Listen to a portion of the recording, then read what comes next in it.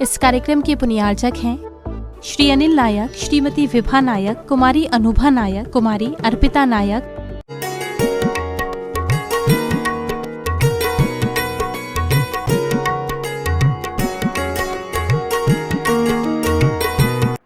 मगर आपकी विनयशीलता, आपका व्यवहार, आपके धर्म के प्रति आस्था, आपकी वाणी की मिठास, मां के प्रति आपका कर्तव्य, ये सारी चीजें देखकर और आपके इतने समीचीन उत्तरों को सुनकर के मैं पूर्णतः प्रभावित हूं और ये सरोवर आपको समर्पित करता हूं, आपको देता हूं। आप जी भर के पानी पीजिए और मैं आपके चारों भाइयों को मूर्छा की अवस्था से हटाकर आपके पास भेजता हूं।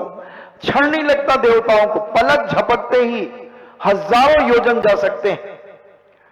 और उस आदर्श शक्ति ने बात करते ही चारों भाई जैसे शयन करके उठे हों, आंखें मलते हुए उठे और देखते हैं, अरे मां कुंती, भैया धर्मराज, और सारे धर्मराज के चरण छू करके कहते, भैया आप कैसे, आपने पानी पिया?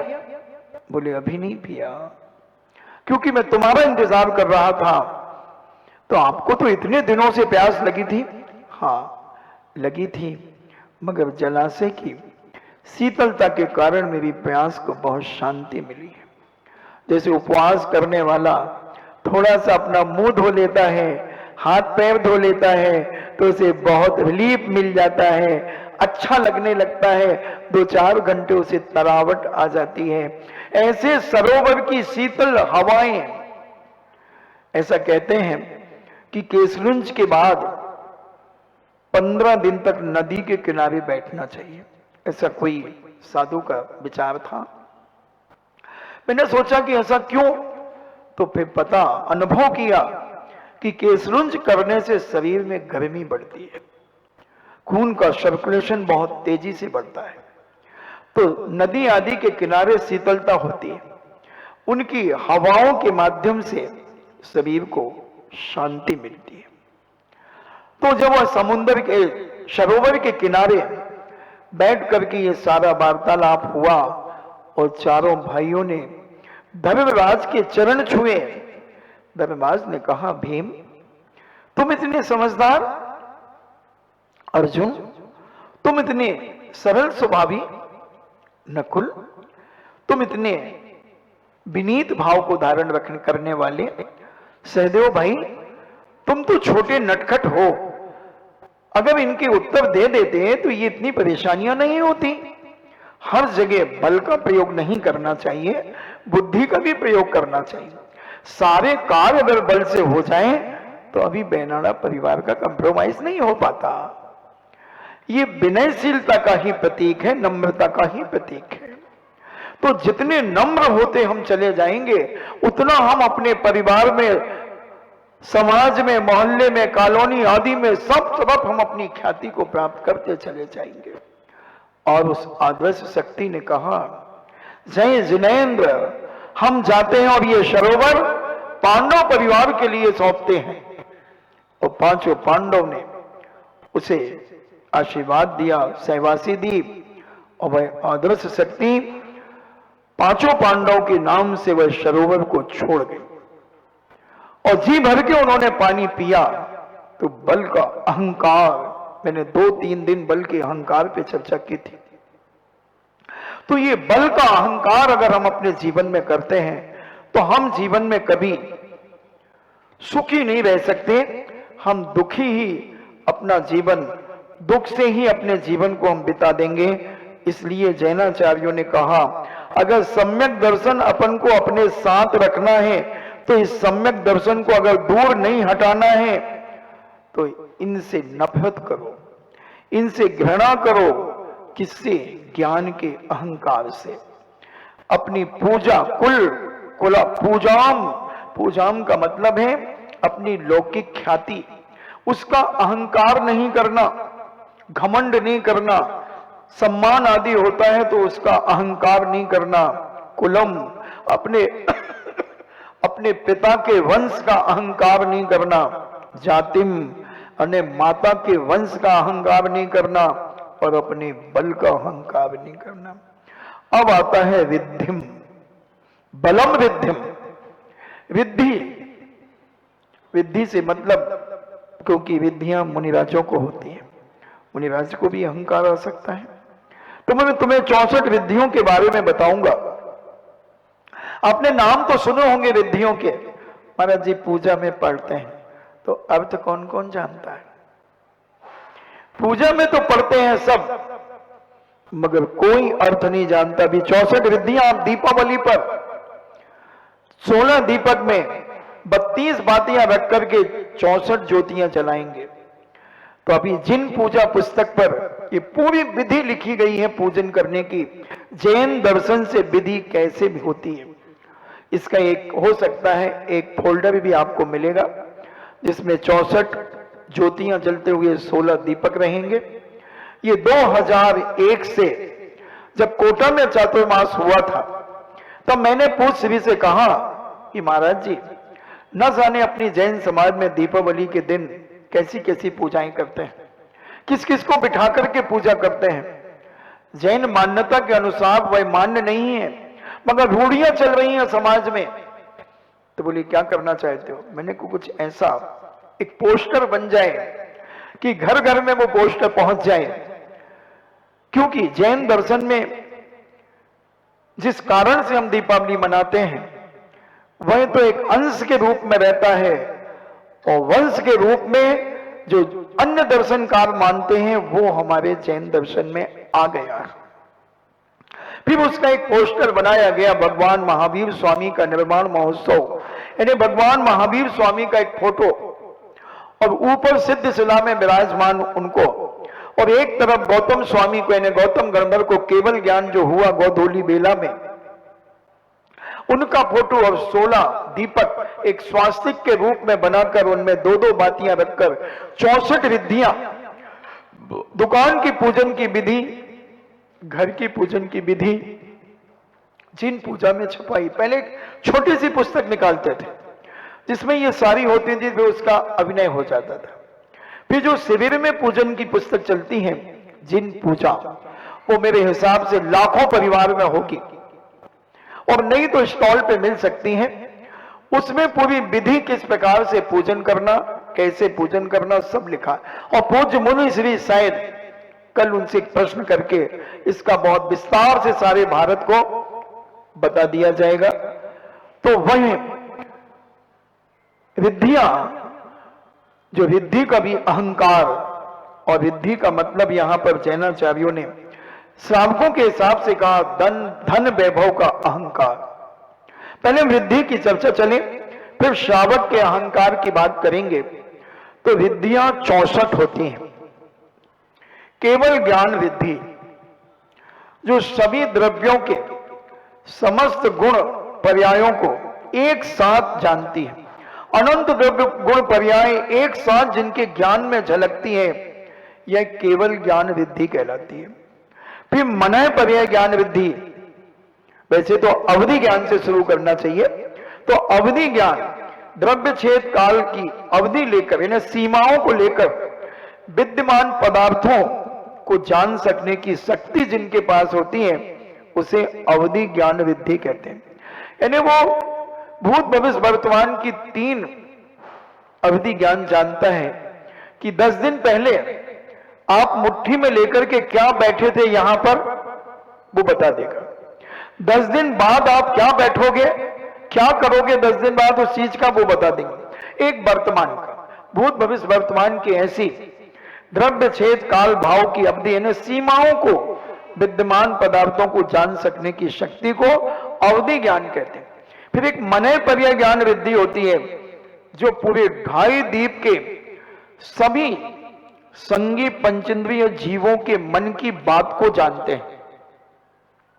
चिंतित, अर्धचिंतित, आपने 100 साल पहले क्या चिंतन किया था, वो मनय पर्याय ज्ञानी मुनिराज बता देंगे।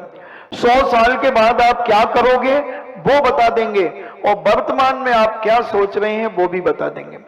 अर्धचिंतित, जैसे कोई बात सोचते सोचते छोड़ दी, तो वो बता देंगे कि तुम इसके बाद ये सोचोगे, इधर तक तुमने सोच चुके हो। ये मनय पर्याय ज्ञानी होते हैं और ये मुनि राजों को ही ये रिद्धि प्राप्त होती है। अवधि ज्ञान तो श्रावकों को भी होता है, चौथे गुण स्थानवर्ती श्रावक को भी हो जाता है। जैसे भरत चक्रवर्ती आदि को अवधि ज्ञान था। तो ये मनय पर्याय ज्ञान की जो रिद्धि है पूरे ढाई द्वीप के सब जीवों के, मगर जीवों से मतलब संगी पंचेंद्रिय जिनके पास मन है। और मन किसके पास होता है? जो संगी होता है, संगी या मन सहित जिसे अपन कहते हैं। तो उनके बाद वो क्या सोच रहे हैं, क्या सोचेंगे, वो सब बता देंगे। ये मनय पर्याय ज्ञान रिद्धि होती है। फिर केवल ज्ञान जो अनंत द्रव्य गुण पर्यायों को एक साथ जिनके ज्ञान में झलकता है वो केवल ज्ञान विद्धि होती है।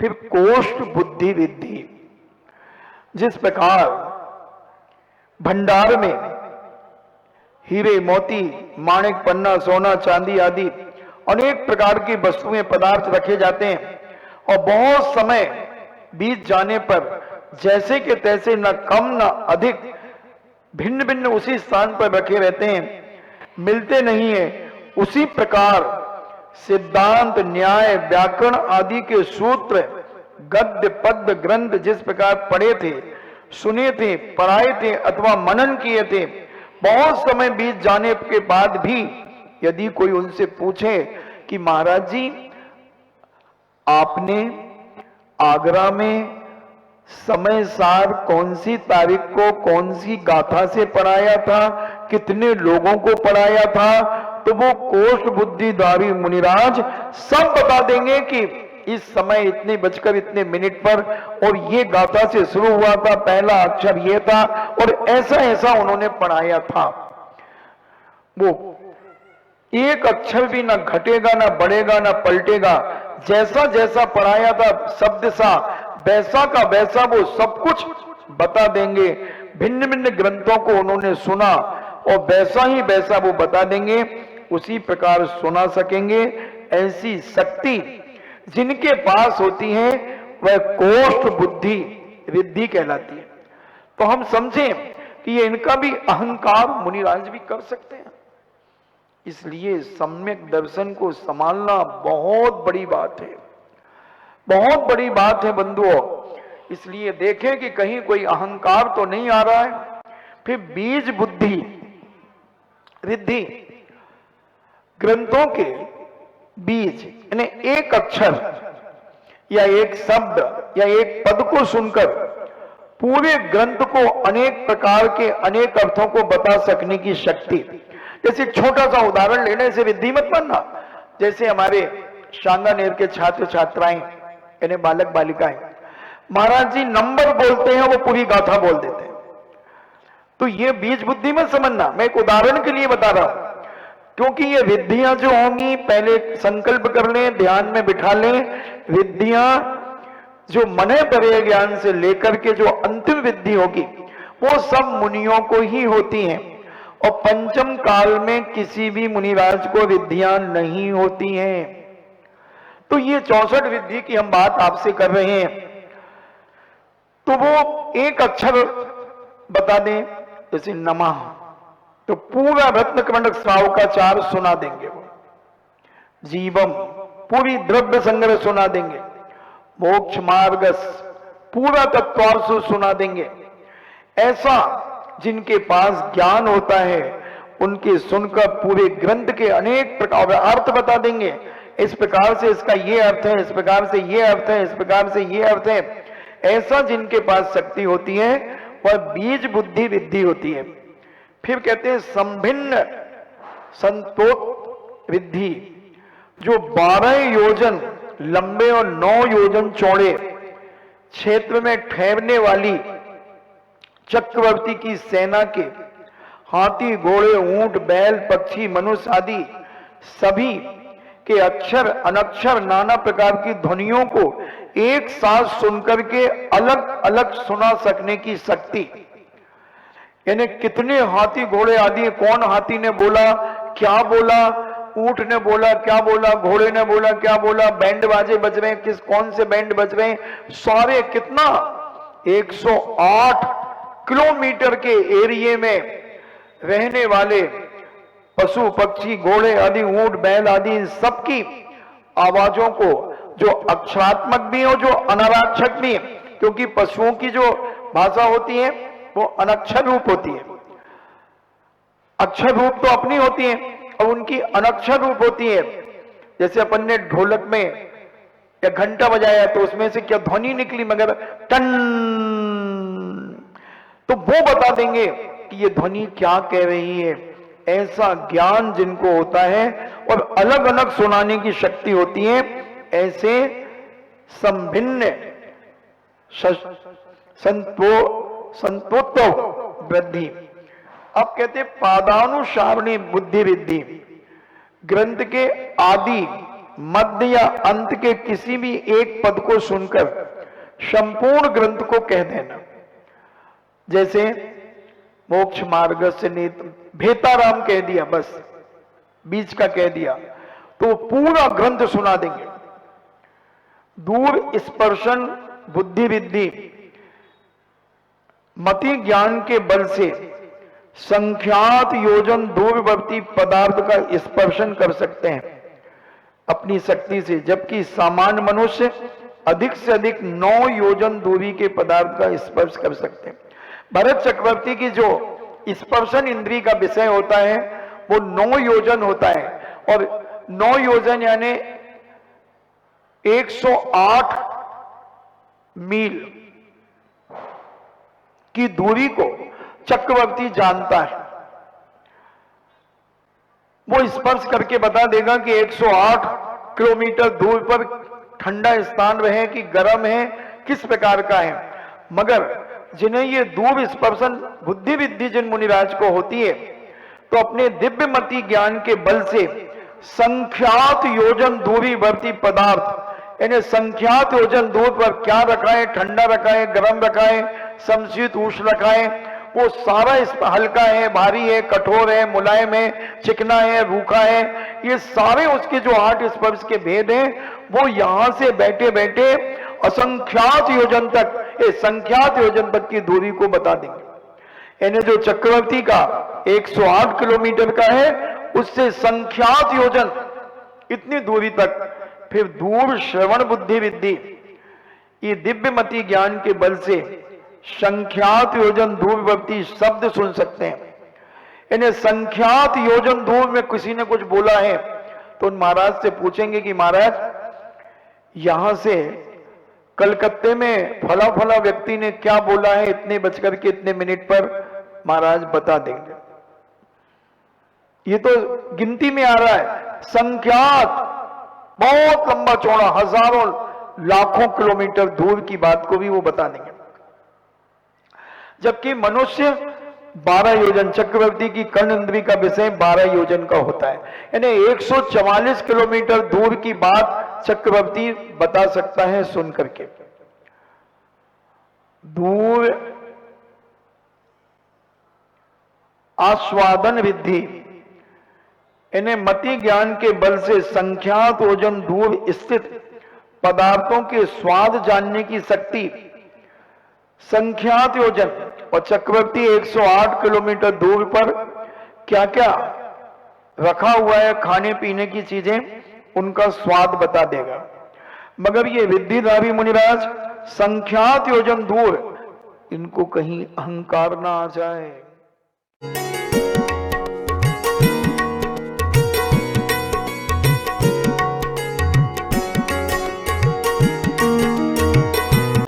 इस कार्यक्रम के बुनियादक थे श्री अनिल नायक, श्रीमती विभा नायक, कुमारी अनुभा नायक,